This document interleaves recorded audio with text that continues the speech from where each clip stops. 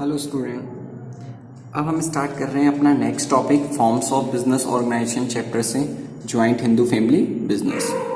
इससे पहले हमने सोल प्रोप्राइटरशिप पढ़ लिया था, अब पढ़ते हैं हम ज्वाइंट हिंदू फैमिली बिजनेस। सबसे पहले मीनिंग समझते हैं ज्वाइंट हिंदू फैमिली बिजनेस की क्या है।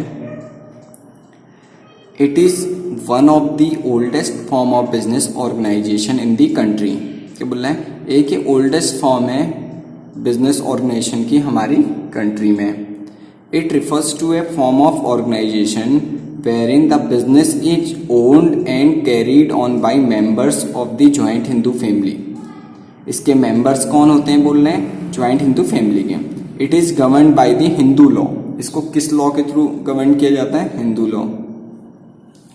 आगे गिवन है the business is control by the head of the family. Business को कौन कंट्रोल करता है, head of the family, who is the eldest member. जो उस फैमिली का क्या होता है, एल्डेस्ट, सबसे बड़ा मेंबर होता है। एंड इट्स कॉल्ड कर्ता। ये वर्ड याद रखिएगा बच्चों, 1 मार्क्स में क्वेश्चन आता है, who is karta. Karta is the head of the member of the joint Hindu family business. Joint Hindu family business में जो हेड होता है उसे बोलते हैं karta. All the members have equal ownership. देखिए क्या कह रहा है, all the members have equal ownership right over the property of an ancestors and they are known as coparceners. Coparceners मतलब होता है बच्चों जो हमें अपने ग्रैंडफादर से मिली हुई चीजें होती है, या ग्रैंडफादर को उनके ग्रैंडफादर से मिली होगी, एंसेस्टर्स से जो भी मिली रहती है उसे बोलते हैं कोपार्सिनर्स। तो पहले joint Hindu family business 2 minute समझते हैं, फिर आगे डिस्कस करेंगे इसके points. Joint Hindu family business question, हमारा टॉपिक है ज्वाइंट हिंदू फैमिली। बस समझाना है ज्वाइंट हिंदू फैमिली बिजनेस। अगर बच्चों हम देखेंगे तो मोस्टली राजस्थान में होता है। कहाँ होता है, राजस्थान में ज्वाइंट हिंदू फैमिली बिजनेस होता है। जैसे कोई बिजनेस है, जनरेशन ऐसी होती है, एक जनरेशन, उसके बाद दूसरी जनरेशन, उसके बाद तीसरी जनरेशन। मतलब ये ग्रैंडफादर, ऐसे समझिए ये ग्रैंडफादर होंगे, ये फादर, ये हैं आप और हम, ठीक है, आप लोग। जो ग्रैंडफादर हैं इनको ये बिजनेस अपने फादर से मिला होगा। किन से मिला होगा, अपने फादर से। और जो आपके फादर हैं, आपके फादर को ये बिजनेस कैसे मिला, उनके पापा से। आपको कैसे मिलेगा, अपने पापा से। इसी को बोलते हैं जो एंसेस्टर्स से मिलती आ रही है प्रॉपर्टी, जो एंसेस्टर की। और ज्वाइंट हिंदू फैमिली बिजनेस में जितने भी मेंबर्स हैं आपकी फैमिली में, मान लीजिए आपके फादर, आप, आपके भाई, आपकी सिस्टर, आपकी मदर, जो भी मेंबर होंगे इस फैमिली में वो सब इसके मेंबर होंगे। मतलब इस बिजनेस में उनका भी राइट होगा। जो भी हेड होगा इस बिजनेस का, joint Hindu family business, joint Hindu family business का जो भी हेड होगा, हेड मतलब बॉस, वो होगा फैमिली का सबसे एल्डेस्ट पर्सन। कौन होगा, सबसे एल्डेस्ट पर्सन। एल्डेस्ट पर्सन मतलब सबसे बुजुर्ग इंसान को या बड़ा को, जैसे फादर, ग्रैंडफादर, कुछ भी एग्जांपल समझ लीजिए, वो और उसको बोला जाता है बच्चों। क्वेश्चन भी आता है कि ज्वाइंट हिंदू फैमिली बिजनेस का हेड कौन होता है, तो एल्डेस्ट पर्सन, जिसे हम बोलते हैं कर्ता, जिसे हम क्या बोलते हैं, कर्ता। ठीक है, समझ में आया कि जो भी ज्वाइंट हिंदू फैमिली बिजनेस होता है वो कैसे मिलता है, एंसेस्टर से। मतलब आपको मिलेगा आपके पापा से, आपके पापा को मिलेगा उनके पापा से, ग्रैंडफादर से मतलब आपके ग्रैंडफादर को मिला होगा उनके फादर से। जो प्रॉपर्टी एंसेस्टर में मिलते रहती है उसे बोला जाता है ज्वाइंट हिंदू फैमिली बिजनेस। उसका हेड कौन होता है, कर्ता, जो उस फैमिली का एल्डेस्ट पर्सन होता है। जितने भी मेंबर होते हैं बिजनेस में वो सब ज्वाइंट हिंदू फैमिली बिजनेस के भी मेंबर होते हैं। जो जो फैमिली मेंबर होगा वही ज्वाइंट हिंदू फैमिली बिजनेस का भी मेंबर होगा। तो आपको ज्वाइंट हिंदू फैमिली बिजनेस समझ में आया होगा। अब पढ़ते हैं इसके फीचर्स। फीचर्स क्या है, कैरेक्टरिस्टिक्स क्या है, फॉर्मेशन।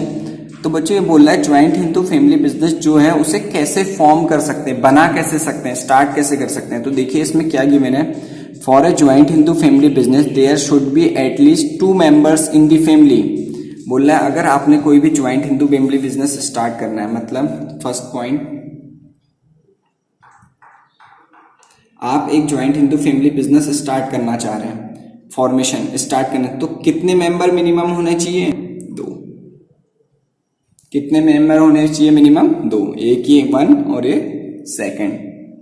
क्लियर है? आगे पढ़ते हैं। There should be at least 2 members in the family and ancestors' property is inherited by them। बोल रहा है जो इन दोनों लोगों को 2 पर्सन तो होने चाहिए और इनको ये प्रॉपर्टी किनसे मिली होनी चाहिए? इनके एंसेस्टर से, मतलब ग्रैंडफादर, फोरफादर, किन्हीं लोगों से इनको ये प्रॉपर्टी मिली होनी चाहिए। ठीक है सर, इजी हो गया, तो हमें समझ में आ गया फॉर्मेशन क्या है। 2 लोग होने चाहिए और उनको जो भी प्रॉपर्टी वो किनसे मिलनी चाहिए? उनके फादर, ग्रैंडफादर, किसी से मिली होनी चाहिए।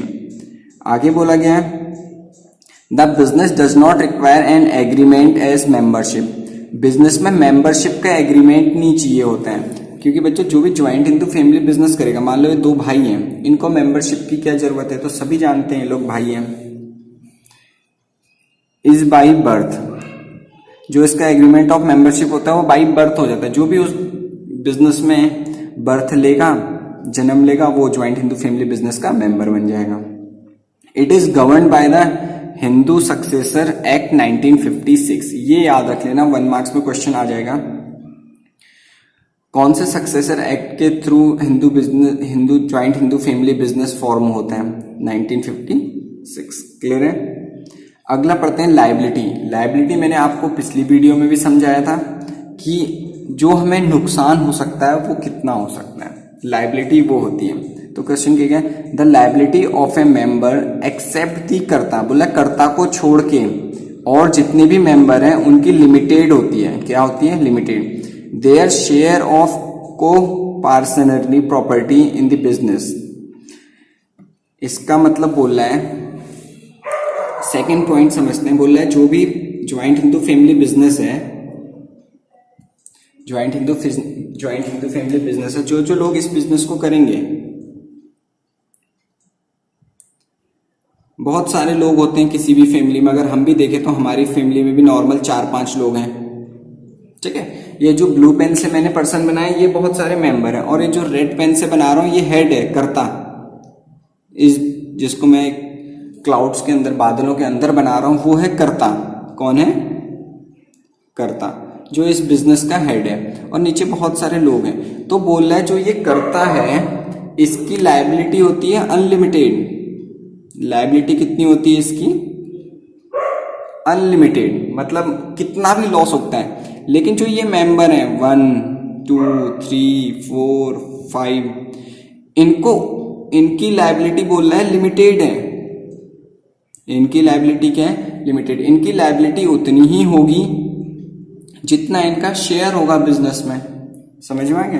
तो यही चीज है, लायबिलिटी बोल रहा है जो भी मेंबर है उनकी लिमिटेड होती है, और जो हेड है करता है उनकी अनलिमिटेड होती है। नेक्स्ट पॉइंट है control. The control of the family business lies with the कर्ता।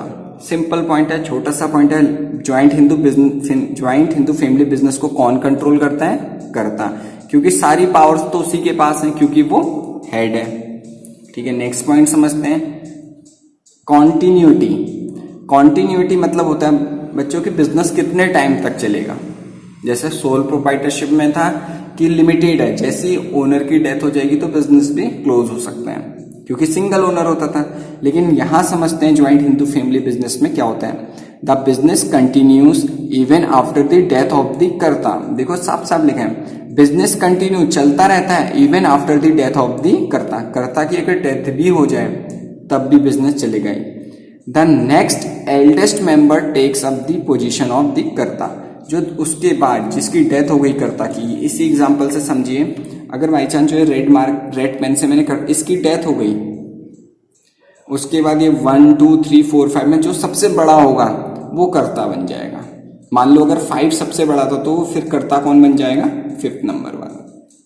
समझ में आया? तो बिजनेस कंटिन्यू रहता है, बंद नहीं होता है किसी की डेथ या कुछ प्रॉब्लम होने से। नेक्स्ट पॉइंट है माइनर मेंबर्स। माइनर मेंबर मतलब बच्चों वो होता है जो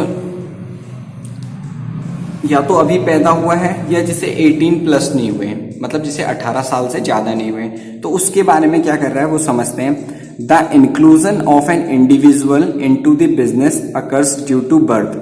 बोल रहा है जो ज्वाइंट हिंदू फैमिली बिजनेस है उसमें इंक्लूजन मतलब उसमें ज्वाइंट हो जाता है कोई भी पर्सन जैसी उसकी बर्थ होती है, चाहे वो लड़का हो चाहे लड़की, जैसी वो पैदा हुई ज्वाइंट हिंदू बिजनेस में एक मेंबर बन जाएगी। समझ में आ गया? चाहे वो माइनर हो चाहे मेजर हो, मतलब वो मेंबर बन ही जाएगा। कैसे बन जाता है? By birth. तो कह रहा है hints minor can also be A member of the business. एक मेंबर भी क्या हो सकता है? बिजनेस में मेंबर बन सकता है। अब पढ़ते हैं बच्चों मेरिट्स, मतलब ज्वाइंट हिंदू फैमिली बिजनेस के फायदे क्या हैं। फर्स्ट पॉइंट बोला इफेक्टिव कंट्रोल। कंट्रोल कैसा होगा बिजनेस में? अच्छा होगा, इफेक्टिव होगा। देखो क्या कह रहा है, कर्ता has absolute decision making power. जो कर्ता मतलब हेड ऑफ द फैमिली, जो भी हेड ऑफ द फैमिली है वो कर्ता होगा, उसके पास एब्सोल्यूट डिसीजन मेकिंग पावर होगी, सारे डिसीजन तो वही ले सकता है। This avoid conflicts among the members. इससे क्या होगा, जो बाकी फैमिली मेंबर है उनमें जो भी कन्फ्लिक्ट, लड़ाई का जो भी माहौल बनेगा वो अवॉइड, हटा देंगे। As no one can interfere with his right. जो कर्ता ने डिसीजन ले लिया उसका कोई विरोध नहीं कर सकता, ये बोलना है। This also leads to prompt and flexible decision making. बोल रहा है इससे क्या हेल्प होती है? प्रॉम्प्ट मतलब हम बहुत जल्दी कोई डिसीजन ले सकते हैं, क्योंकि सिर्फ किससे डिसीजन लेना है? कर्ता ने लेना है।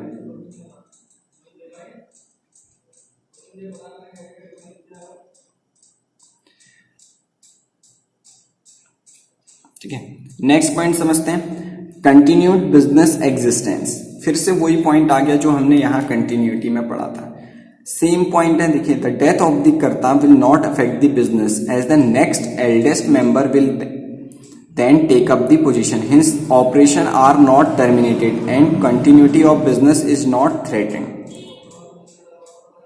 फायदा क्या बोल रहा है ज्वाइंट हिंदू फैमिली बिजनेस का? अगर कर्ता की डेथ हो भी जाती है तब भी बिजनेस चलता ही रहेगा, क्योंकि नेक्स्ट एल्डेस्ट मेंबर क्या है, वो कर्ता की पोजीशन ले लेगा। इससे बिजनेस टर्मिनेट, बंद नहीं होगा। नेक्स्ट पॉइंट है बच्चों, लिमिटेड लायबिलिटी ऑफ मेंबर्स। ये पॉइंट भी सर यहाँ पे हमने पढ़ लिया था लायबिलिटी में, कि जो भी मेंबर हैं कर्ता को छोड़ के उन सबकी लायबिलिटी क्या होती है? लिमिटेड। देखते हैं यही लिखा क्या, the liability of all the को पार्टनर्स एक्सेप्ट द कर्ता इज लिमिटेड। बोल रहा है जो भी लायबिलिटी है को पार्टनर्स, जो भी मेंबर है, एक्सेप्ट किसको छोड़ के? कर्ता को छोड़ के, limited to their share in the business and consequently their risk is well defined and precise. फिर बोल रहा है उनका रिस्क कितना है वो पहले से ही डिफाइंड रहता है, तो इसलिए लिमिटेड है। फिर है next point fourth, increase loyalty and cooperation. Increase loyalty and cooperation बोल रहा है ज्वाइंट हिंदू फैमिली बिजनेस में लॉयल्टी होती है, मतलब कोई किसी से झूठ नहीं बोलता, और कोऑपरेशन होता है। बच्चों ये सही भी बात है, अगर आपकी फैमिली कोई बिजनेस कर रही है तो आप उनसे कोई चीज छुपाएंगे नहीं, आपको तो इनडायरेक्टली आपका बिजनेस का फायदा होगा और आप कोऑपरेट करेंगे अपने बिजनेस को बढ़ाने में। तो ज्वाइंट हिंदू फैमिली बिजनेस में भी ऐसा ही होता है। समझते हैं, since the business is run by the members of a family. Business कौन चला रहे हैं? Family member. There is a greater sense of loyalty towards one's another. बोला ग्रेटर सेंस ऑफ लॉयल्टी, हम ज्यादा सच्चाई से कोई चीटिंग नहीं करेंगे, क्योंकि वो हमारे ही तो फैमिली मेंबर है। चीटिंग हम किसी और से कर सकते हैं, अपने फैमिली मेंबर से नहीं कर सकते। Pride in the growth of the business is linked to the achievement of the family. जैसे जैसे बिजनेस ग्रो करेगा तो पूरी फैमिली का नाम आएगा, मतलब आपका भी नाम इंक्लूड होगा। तो ये है point, increase loyalty and cooperation. Next point है, नेक्स्ट टॉपिक है लिमिटेशंस। लिमिटेशंस और फर्स्ट पॉइंट है लिमिटेड रिसोर्सेज। लिमिटेड रिसोर्सेज मतलब होता है स्टूडेंट, पहले समझते हैं, रीड करते हैं फिर समझाऊंगा क्या है। The joint Hindu family business faces the problem of limited capital as it depends mainly on ancestral property. This limits the scope of expansion of the business. ये है ज्वाइंट हिंदू फैमिली बिजनेस, और बिजनेस को चलाने के लिए चाहिए क्या? कैपिटल। और कैपिटल मैंने आपको समझाया था स्टूडेंट्स क्या होता है। कैपिटल वो होता है जब भी बिजनेस का ओनर बिजनेस में पैसे इन्वेस्ट करता है उसे बोलते हैं कैपिटल। और यहां बोल रहे हैं the joint Hindu family business faces the problem of limited capital. क्या प्रॉब्लम फेस करता है, कह रहे हैं लिमिटेड कैपिटल। कैपिटल कहता है लिमिटेड है, अनलिमिटेड नहीं है, मतलब थोड़े ही बहुत पैसे हैं। As it depends mainly on ancestral property. इनके पास वही कैपिटल, वही पैसा होगा जो इनको इनके एंसेस्टर से मिला होगा। ज्वाइंट हिंदू फैमिली बिजनेस में वही तो है जो हमें अपने हमारे पापा से मिला, हमारे पापा को उनके पापा से मिला होगा। तो किस चीज की प्रॉब्लम होती है, कह रहे हैं कैपिटल। तभी कह रहे हैं लिमिटेड रिसोर्स। रिसोर्स क्या है, लिमिटेड है। नेक्स्ट पॉइंट बोल रहा है अनलिमिटेड लायबिलिटी ऑफ दी कर्ता। अब ये जो बिजनेस कर रहे हैं इसमें जो भी मेंबर हैं, जितने भी मेंबर हैं 2 4 5 6 जितने भी फैमिली में मेंबर होंगे उनकी लायबिलिटी तो लिमिटेड है, लेकिन जो हेड ऑफ द बिजनेस होगा, कर्ता, जिसे हम क्या बोलते हैं, कर्ता, उसकी लायबिलिटी क्या है, अनलिमिटेड। उसको तो बहुत ज्यादा लॉस हो सकता है बिजनेस में, तो ये लिमिटेशन हो जाती है। नेक्स्ट पॉइंट है डोमिनेंस ऑफ कर्ता। डोमिनेंस ऑफ कर्ता। अभी बिजनेस है, बिजनेस में राज किसका चलेगा, अगर हम एक समझने की बात करें तो कर्ता का। जो कर्ता डिसीजन लेगा वही होगा। तो ये नेक्स्ट लिमिटेशन क्या कह रहा है, डोमिनेंस ऑफ कर्ता का चलना है। नेक्स्ट पॉइंट है लिमिटेड मैनेजरियल स्किल्स। क्या है, कौन सी स्किल लिमिटेड है, मैनेजर। बिजनेस को मैनेज करना, बच्चों कितनों को जॉब देनी है, कौन सा प्रोडक्ट कितने में बनाना है, ये सब चीजें मैनेजरियल स्किल्स में आती हैं। अब सारे डिसीजन लेता है कर्ता, तो कर्ता के पास लिमिटेड नॉलेज होती है, वो सारे डिसीजन नहीं ले सकता।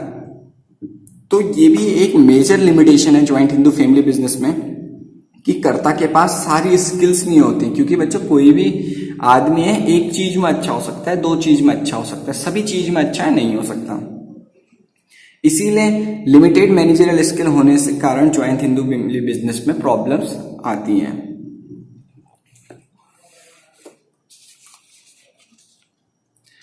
स्टूडेंट यहां पे हमारा ये टॉपिक कंप्लीट होता है ज्वाइंट हिंदू फैमिली बिजनेस का।